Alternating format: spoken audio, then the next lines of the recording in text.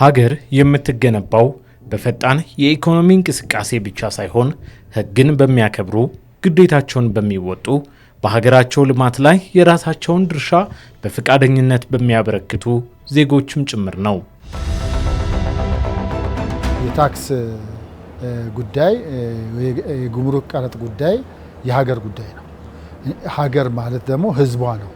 ህዝቧ ደግሞ ከታክስ እና ከጉምሩክ ቀረጥ የሚገኘው ገቢ ለልማት እንዴት ስራ ላይ እንደሚውል ምን ጠቀሜታ እንዳለው ግንዛቤ እንዲይዝ ትውልዱ ላይ ስንሰራ ደግሞ የበለጠ እውቀቱ ሲኖረው የበለጠ ስለ ሀገር ያለው ግንዛቤ፣ ስለ ተቋም ያለው ግንዛቤ፣ ስለ ታክስና ከተያያዥ ጉዳዮች ያለው ግንዛቤ እየሰፋ ይሄዳል። ይሄ ማለት ደግሞ የህግ ተገዥነት፣ የታክስን በፈቃደኝነት የመክፈል ባህልን እናዳብራለን። ታክስና ቀረጥ የመንግስት የሥራ ማስኬጃ ገቢ ብቻ ሳይሆኑ የመንገድ፣ የትምህርት፣ የጤና፣ የመሠረተ ልማት፣ የኢንዱስትሪ እንዲሁም የሀገር እድገት ዋና መሠረቶች ናቸው። ታክስ ለአጠቃላይ ለሀገር ልማት፣ ለሀገር እድገት ፕሮጀክትን ፋይናንስ ለማድረግ ለመንግስት ገቢ ትልቁ ገቢ ምንጭ ነው። ኢትዮጵያ በጣም ሊያድግ የሚችል ሀገር ነው፣ እያደገ ያለ ሀገር ነው።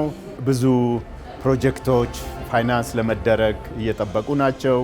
የኢኮኖሚ ዘርፎችን፣ ማህበራዊ ዘርፎችን ፋይናንስ ለማድረግ በጣም አስፈላጊ ነው። የታክስ ገቢ እየጨመረ እየሄደ ቢሆንም ግን ከጂዲፒ ጋር ያለው ከሀገሪቱ ጠቅላላ ምርት ጋር ያለው ጥምርታ ገና ከሰሃራ በታች ካሉ ሀገሮች አነስተኛ ነው፣ ግን እያደገ ነው።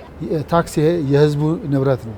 ስለዚህ ህዝቡ በአግባቡ ህግን አክብሮ ማንኛውንም ታክስ በአግባቡ እንዲከፍሉ ማስተማር፣ ማነጋገር፣ ማሳመን እና ታክስ ከሌለ ሀገር የለም። ሀገርን ለመገንባት ደግሞ ታክስ ወሳኝ ሚና አለው። ጉምሩክ ቀረጥ ህግ ማስከበር ወይም ድንበር መጠበቅ ህገወጥ መከላከል ብቻ ሳይሆን ትልቅ አስተዋጽኦም አለው፣ የታክስ ገቢም ስላለው ማለት ነው። የታክስና የጉምሩክ ህግን ማወቅ ከሁሉም ዜጋ የሚጠበቅ ጉዳይ ነው። ይህን እውነታ ለማስረጽ ግብርን እንደ ግዴታ ብቻ ሳይሆን እንደ ሀገር ግንባታ ተሳትፎ እንዲታይ ለማድረግ የገቢዎች ሚኒስቴርና የጉምሩክ ኮሚሽን በተቀናጀ መልኩ ለዩኒቨርሲቲ ተማሪዎች ሰፊ የግንዛቤ ስልጠና እየሰጡ ይገኛሉ። አንደኛ ተመራቂ መሆን አለባቸው።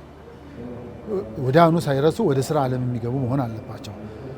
ሁለተኛ ደግሞ የቢዝነስ በተለይ የአካውንቲንግ፣ የኢኮኖሚክስ፣ ማኔጅመንት፣ ሎጂስቲክስ እና ማርኬቲንግ ተማሪዎች ጨምሮም ደግሞ ተጨማሪ ደግሞ የህግ ሰው እነዚህ ቀጥታ ከታክስ ጋር የተገናኘ ስራ የሚሰሩ እና የታክስ ህግ ተገዥነት ላይ ተጽዕኖ ሊያሳድሩ የሚችሉ ስለሆነ ለዛ ነው እነዚህን ሴክተሮችን ላይ የተማሩትን እንደ አቅማችን ቅድሚያ መማር የሚፈልገውን መዝግበን ነው እንጂ ሁሉንም ባስተማር ደስ ይለናል። እነኚህ አዲስ ትውልድ ወይ ደግሞ ኒው ጄኔሬሽን ወደ ስራ ዓለም ሲቀላቀል ስለ ታክስ ምንነት፣ ስለ ጉምሩክ ምንነትና አጠቃላይ ስለ ሀገሪቱ ኢኮኖሚ ዝርዝር ሁኔታና ተጨባጭ መሬት ላይ ያለውን ነገሮች በገቢዎች ሚኒስቴርና በጉምሩክ ኮሚሽን የተጣለበትን ኃላፊነት እነኚህን ከታች ጀምሮ ለማሰልጠን ግንዛቤ ለማሰጠት የተዘጋጀ ዋና ዓላማ ነው። ታማኝ ዜጋን መቅረጽ ከትምህርት ቤት ይጀምራል። ለዚህም ነው የገቢዎች ሚኒስቴርና የጉምሩክ ኮሚሽን በጋራ በመሆን በ2016 በጀት ዓመት በአዲስ አበባ ለሚገኙ የመንግስትና የግል 200 የዩኒቨርሲቲ ተማሪዎች የሙከራ ስልጠና በመስጠት አንድ ብሎ ማስተማር የጀመረው። ከሚከተሉት ውስጥ የደረሰኝ ጠቀሜታ ያልሆነው የቱ ነው? ከሃይ ስኩሎች ኦልሬዲ ከ5-6 ዓመት በፊት የተጀመረ ነው። በዩኒቨርሲቲዎች ግን ይሄኛው ሶስተኛ ዙር ነው። ስልጠናው እንግዲህ በ2016 ነው የጀመረው። እንግዲህ ስልጠናውን የጀመርነው 4 ዩኒቨርሲቲዎች አዲስ አበባ ውስጥ ላይ የሚገኙ 4 ዩኒቨርሲቲዎች አዲስ አበባ ዩኒቨርሲቲንና ሌሎች 3 የግል ዩኒቨርሲቲዎችን በናሙና ደረጃ ወይንም በፓይለት ደረጃ የተወሰኑ ተማሪዎችን በእነዚህ በቢዝነስ ዙሪያ ስልጠና የወሰዱ ወይም የሚመረቁ ተማሪዎችን ወደ 200 የሚሆኑትን ስልጠና ሰጥተን ካስመረቅንና ከነሱ ግብረ መልስ ስናገኝ ይሄ ነገር የተሻለ ትውልድ ላይ ብንሰራ የተሻለ ውጤት አለው፣ ተማሪዎችንም ነገ ሀገር ተረካቢዎች ናቸው፣ ነገ ወደ ስራ ዓለም የሚገቡ ናቸው፣ ተመራቂዎች ናቸው።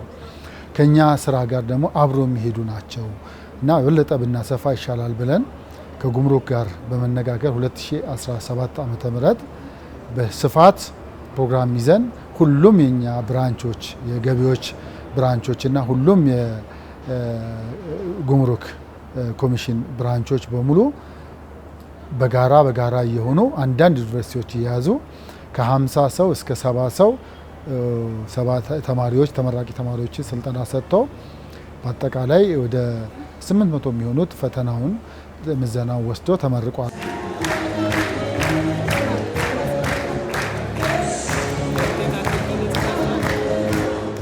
በ2018 ዓመተ ምህረት በስፋት ተጠናክሮ የዩኒቨርሲቲ ተመራቂዎች የወሰዱት ስልጠና ፈተና በመስጠትና እውቀታቸውን በመመዘን ነው የተጠናቀቀው። አምና በ13 ዩኒቨርሲቲዎች ነበር የጀመርነው። ዘንድሮ ደግሞ ወደ 14 ዩኒቨርሲቲዎች ወይም 16 ካምፓሶች ስልጠና ሰጥተን ወደ 1200 ተመራቂ ተማሪዎችን በሰርቲፊኬት ልናስመርቅ ተዘጋጅተናል ማለት ነው። አምናም እንደዛው በተመሳሳይ ያስመረቅናቸው አሉ። ዘንድሮ ደግሞ በብዛትም በጥራትም ከፍ ያለ ተማሪዎች ኢቭን የማለፊያ ነጥብም ፈትነን ከፍተኛ የማለፊያ ውጤት ያገኙት ዛሬ በሽልማት በአንደኛ እስከ ሶስተኛ እንዲሁም እስከ ስድስተኛ ወጡትን በልዩ ሽልማት ሌሎቹ ደግሞ በሰርቲፊኬት የሚሰጥ ፕሮግራም ነው የሚሆነው። ከሰሞኑም ከ50 በመቶ በላይ ውጤት ላስመዘገቡ ተማሪዎች የምስክር ወረቀት ተበርክቶላቸዋል። በስልጠናው ከፍተኛ ውጤት ላስመዘገቡ ተማሪዎች ደግሞ ልዩ ልዩ ሽልማቶች ተሰጥቷቸዋል።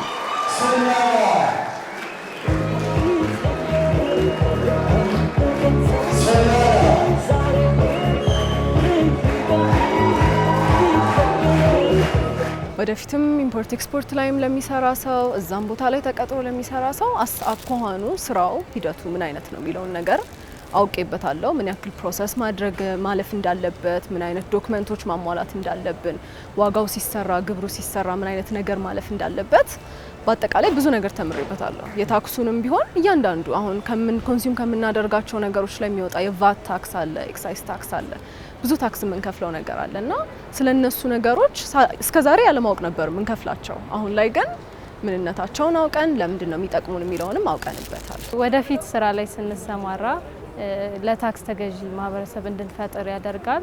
ከዛ ውጭ ደግሞ ይኸው ሽልማቶቹ ምናምን ደግሞ ለትምህርታችን ለወደፊት ህይወታችን ጠቃሚ ናቸው። እንግዲህ ተመራቂዎች እኛ አስተምረን ምን ያህል ግንዛቤ ይዘዋል ብለን መዝነን ያለፉትን በቃ ምዘናውን ያለፉትን ሰርቲፊኬት ስንሰጥ አንድም ለራሳቸው ይጠቀማሉ፣ ሁለተኛ ደግሞ ማህበረሰቡ ውስጥ ሲገቡ ያንን ልምድ ሼር ያደርጋሉ እና ህገ ወጡንም ይከራከራሉ፣ ያግዙናል ብለን ነው የምናስበው እና ይሄንን ተግባራዊ እንዲያደርጉ ማህበረሰቡን ግንዛቤ እንዲያስጨብጡ የታክስ ጠቀሜታና ሚናን በአግባቡ እንዲያሳዩ እና በደንብ እንደገባቸው ሁሉ ለሌሎችም እንዲገባቸው ትምህርት እንዲሰጡ ግንዛቤ እንዲሰጡ እንዲያማክሩ አደራ ነው የምንለው። የስልጠናው መርሃ ግብር የዩኒቨርሲቲ ተመራቂዎቹ ከመደበኛው ትምህርታቸው ጋር እንዲያጣጥሙት በማሰብ በየሳምንቱ ቅዳሜ ለ4 ሰዓታት ለ16 ተከታታይ ሳምንታት ተካሂዷል። ዩኒቨርሲቲዎች ትልቅ ኃላፊነት ወስደው ትልቅ መነሳሳትን ወስደው ከኛ ጋር እየተባበሩ ስለሆነ የበለጠ እንድናሰፋና ዜጎቹን ስለ ታክስ እውቀት እንዲኖራቸው ስለ ጉምሩክ ቀረጥና ህጎች ተግባራቸው ህገ ወጥንና ህጋዊን ለይቶ እንዲያውቁ ምን ያህል ጉዳት እንደሚያመጣ ህገ ወጥ ንግድና ኮንትሮባንድ ምን ያህል ሀገሪቷ ላይ ጉዳት እንደሚያደርሳ ግንዛቤ ከያዘ ነገ ይከላከልና አጋዥ ይሆነናል እና ህግ ተገዥነትን ደግሞ እያሰፋ እንሄዳለን፣ ማህበረሰቡ ጋር እንደርሳለን የሚል እምነት አለን። ዜጎች ለህግ ተገዥ ሆነው በኢኮኖሚ ውስጥ ትርፋማ እንቅስቃሴ እንዲያደርጉ ማስቻል ለዩኒቨርሲቲ ተመራቂዎቹ የተሰጠው ስልጠና ዋና ዓላማው ነው።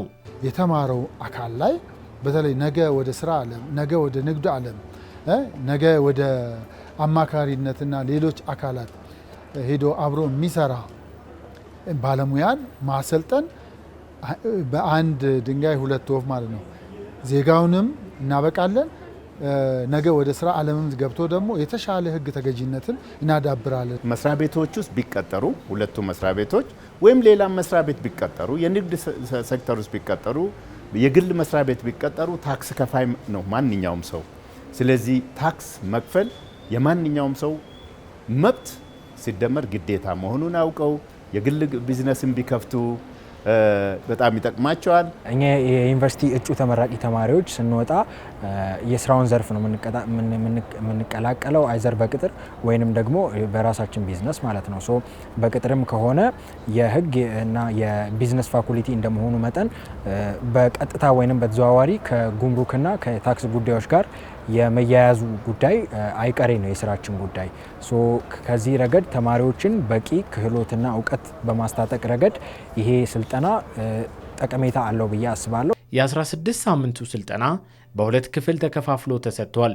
8 ሳምንታት በገቢዎች ሚኒስቴር፣ 8 ሳምንታት ደግሞ በጉምሩክ ኮሚሽን። ይህም ተማሪዎች ስለ ታክስና ስለ ጉምሩክ ህጎች የተሟላ ግንዛቤ እንዲያገኙ አስችሏቸዋል።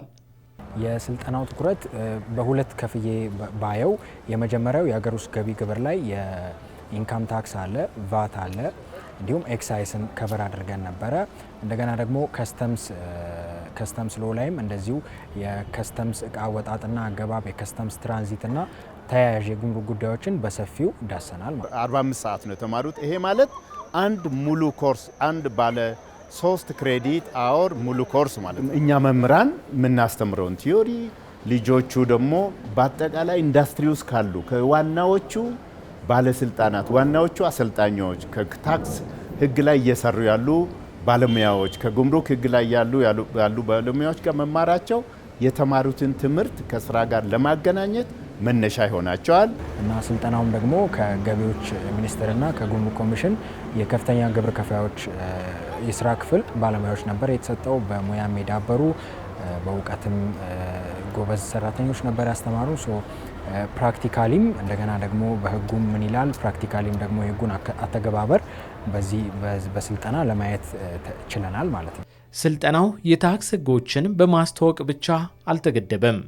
የታክስ ሞራል የሚባለውን የዜግነት እሴት በማጠናከር ግብርን በፍቃደኝነት የመክፈል ባህል እንዲዳብር ግንዛቤ የሚፈጥረውንም እውቀት ማስጨበጥ ችሏል። ያው ታክስ የመንግስት ዋና ሬቨኑ ሶርስ እንደሆነ አውቃለሁ። እኔ ግን ብዙ ሰው አእምሮ ላይ ይመጣል ብዬ የማስበው በቃ ከደሞዛችን ላይ ሊሆን ይችላል፣ ከገኘነው ገቢ ላይ የሆነ ያክሉን ይወስድብናል መንግስት ነው። ግን ያ ገንዘብ ዞሮ ዞሮ ለኛው ኢንፍራስትራክቸር ሊሆን ይችላል፣ የተለያዩ መዋለ ንዋያቶችን ለመስራት ምናምን ስለሆነ የሚውለው አሁን ላይ ስፔሻሊ ከትሬኒንጉ በኋላ ስለ ታክስ ያለኝ አመለካከት በደንብ ተቀይሯል ብዬ አስባለሁ።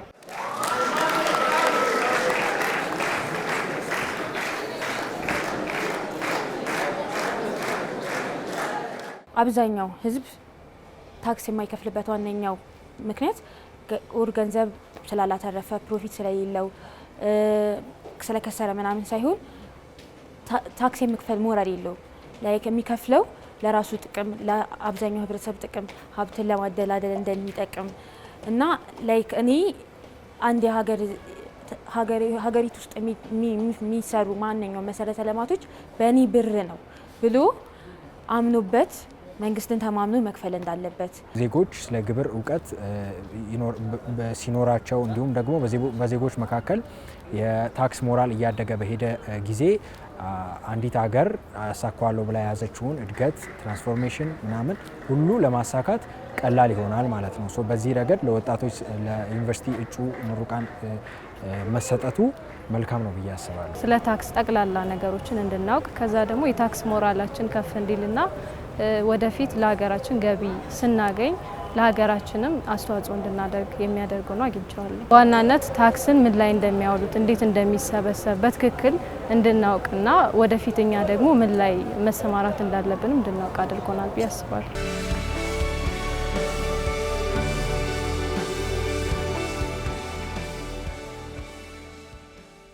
ንጹህ ዜጋ የታክስ ስርዓቱ ውጤታማ እንዲሆን ብክነት እንዳይኖር የታክስ ብክነት መክፈል ያለበት ሰው ሳያውቅም ላይከፍል ይችላል፣ እያወቅም ላይከፍል ይችላል። ታክስ ሰብሳቢም ቢሆን ከማወቅም ካለማወቅም የታክስ ብክነት እንዳይኖር ከፍተኛ አቅም ይሆናሉ ልጆቹ። ኮንትሮባንድ ለሀገርና ለሕዝብ እድገት እንቅፋት ነው። ሰልጣኞቹም በጉምሩክ ዘርፍ ህጋዊ ንግድን የሚያበረታቱ እንዲሁም ኮንትሮባንድን መከላከል የሚያስችሉ እውቀቶችን አግኝተዋል።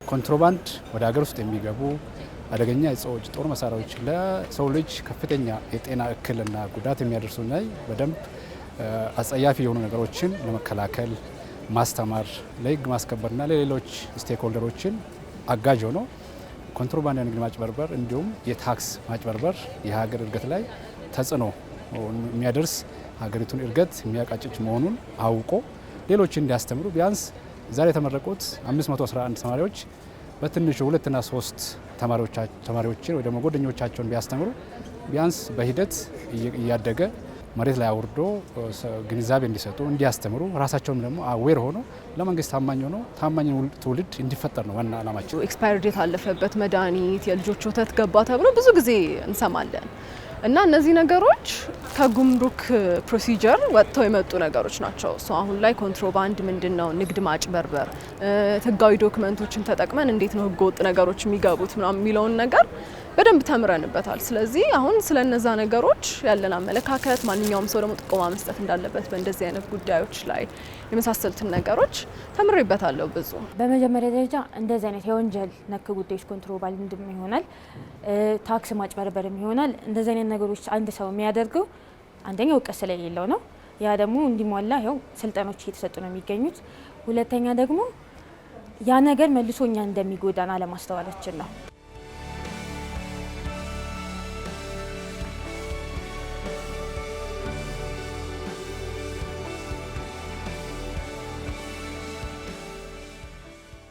ህገወጥ የሆኑ አካሄዶችን የታክስ ውስጥ የሚደረጉ ያልተገቡ የታክስ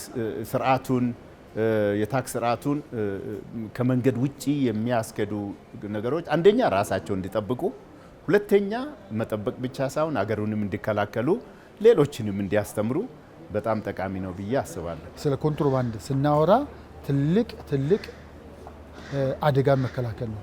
በነገራችን ላይ ህይወትን የሚያጠፋ መድኃኒት የሚያስመጡ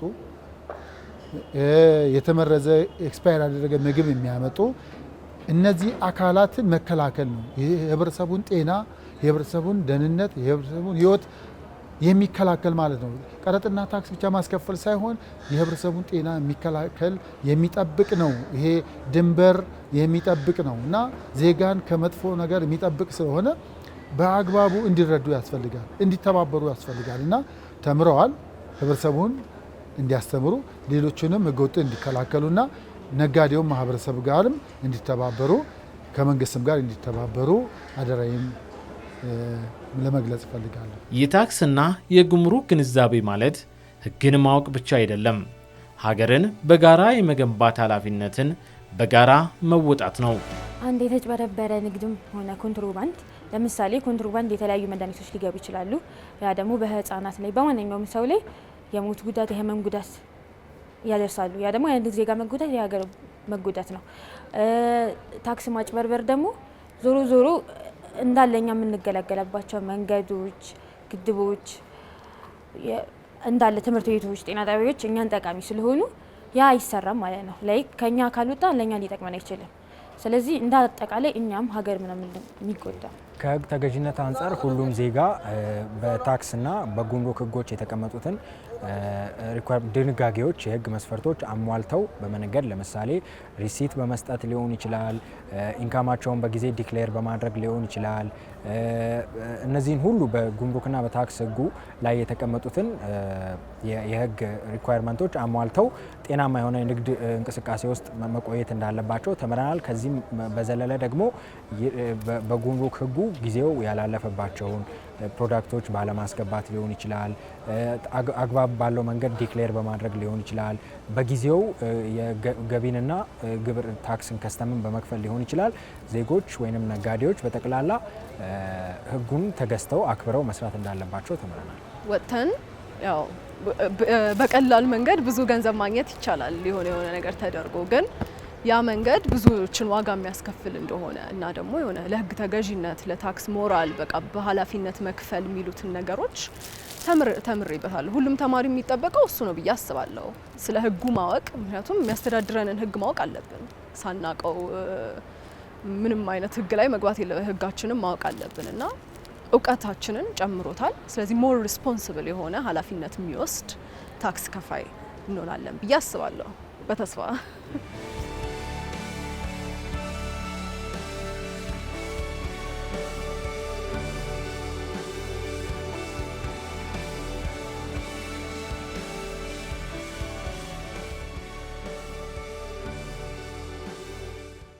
ዛሬ በዩኒቨርሲቲ አዳራሽ የተጀመረው ይህ ግንዛቤ ነገ በስራ ቦታ፣ በንግድ ተቋም፣ በኢንዱስትሪና በማህበረሰብ ውስጥ በተግባር ይገለጻል።